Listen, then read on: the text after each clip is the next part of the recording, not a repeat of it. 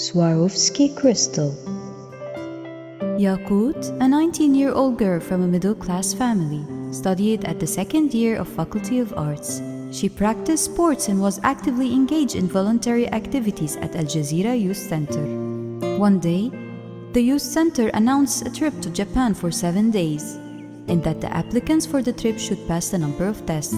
She was excited and kept dreaming day and night about finding the happiness that lies within her through traveling and finding herself in a new society. The center agreed to grant Yaqut the opportunity to travel, and she received the news with great joy. The only obstacle was her family's rejection to even the thought of traveling, as they believed it would affect her chance of getting married. Nonetheless, she believed that her destiny is on her side, and indeed, fate complied. Yaqut bought new clothes and canned food, freeing what she had heard about the taste of Japanese sushi. She did not forget to buy gifts for her new friends in Japan.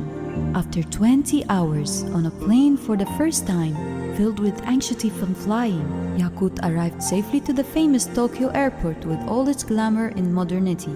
She was as eager as ever to find the happiness that she has always pictured in her mind. She was certain she would find it in travel and human warmth. Hospitable hosting and culture exchange were the focus of the trip.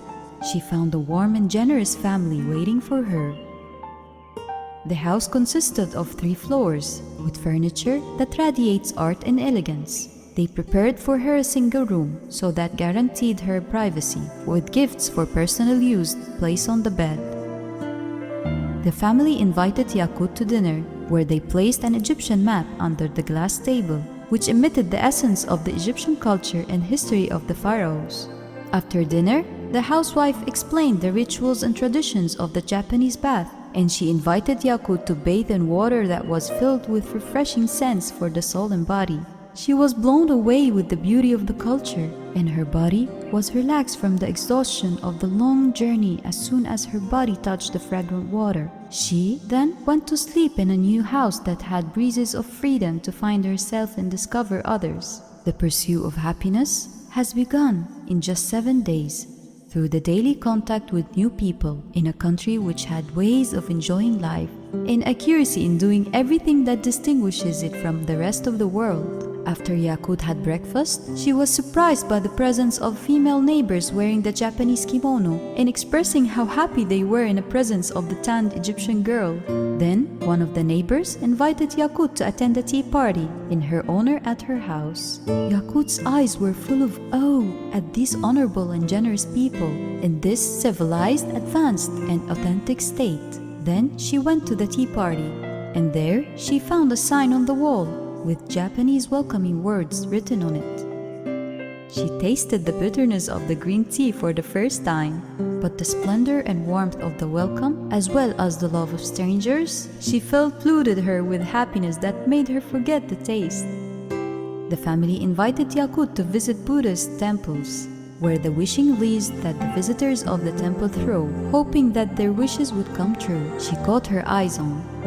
She was also fascinated by this religion that is ruled by universal values, signs of spiritual happiness that a person feels when he is at the peak of his faith prevailed. For those who were in the temple, they were reverently calling to their God. On the 3rd day, it was the first experience of Yaqut's life to swim in an open pool. Its warm water came from the inside of the mountain. She saw around her old people in their 80s and 90s enjoying the beauty of nature, and the water infused with mint and lavender blossoms. Yaqut swam in the river and felt extremely happy when her body blended with the water.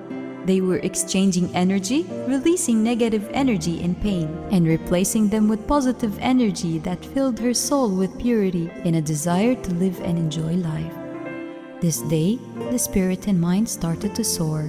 Yaqut was a girl full of energy and vitality. She found herself very attached to the sakura flower that found around her in everything, in the plates, in fabrics, and in clothes. On the 4th day, everyone discovered that inside Yaqut is a garden of roses that wanted to blossom and flourish. Yaqut asked to visit one of the largest public parks in Tokyo, to see the sakura flower closely and touch it. The family fulfilled her request, and they all went to Shinjuku Garden, which is considered one of the most beautiful Japanese gardens. Yakut cherished every rose and every flower that she touched or smelled its fragrance. She felt that the source of happiness is nature. The rose is like the sun, radiating a light that penetrates into the soul and filling it with happiness. The journey continued, and Yakut discovered the possibilities of happiness inside her and in others. The enthusiasm of the child inside her surfaced when her friend invited her to play in the renowned amusement park Disneyland. And suddenly, the behavior of Yakut transferred into a child filled with great enthusiasm of playing, running, and singing. Yakut spent a day that in itself represents a lifetime. She was playing, running, and eating sweets, and her Japanese friends were impressed by this energy that suddenly appeared when Yakut approached a game in the park. Yakut knew that the source of happiness is a pure child who is inside her. So no matter how old she got, and no matter how circumstances and traditions tied her, playing was the most important source of happiness. The fifth day was the definitive day when Yakut discovered a new source of happiness, which was her observation and contemplation of the beauty of the simplest things around her.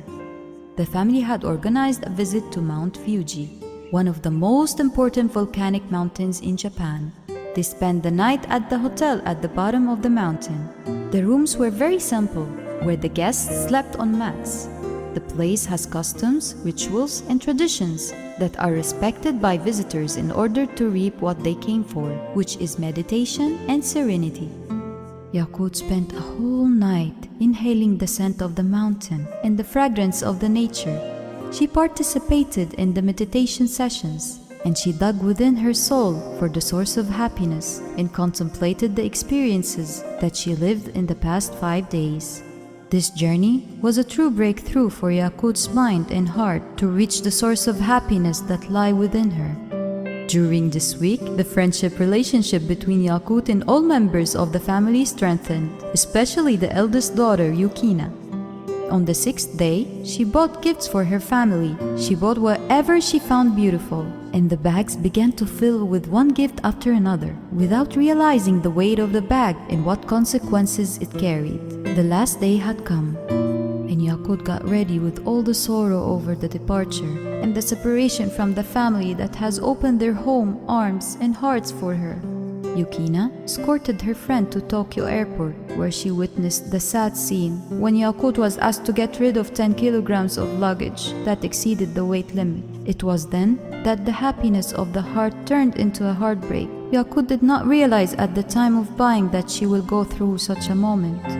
The solution was to pay the fine or to get rid of her personal clothing or gifts, and both options were difficult. Yakut sat on the ground of the airport in front of her luggage, not knowing what to do. Yakut's tears flowed so much faster than her hands could wipe them. Yukina could not bear this painful scene, so she went quickly to her friend to help her and said, "Do not worry, I will keep your excess items and ship them for you on a boat." Yakut's eyes twinkled, and she felt the flow of mercy and loyalty of her friend's eyes. Then she traveled to Egypt. Yukina stood thinking, what am I going to do with all this stuff? She rented a locker in the airport to keep the luggage until the next day. Indeed, as she promised, she arranged the items in a large box and shipped them to Egypt. 2 months later, Yakut received the shipment from Japan, containing all her things that she had left at the airport. She was delighted. She found many gifts with the box, and among them was a Swarovski crystal from that day, and this crystal became a symbol of happiness and loyalty in Yakut's life.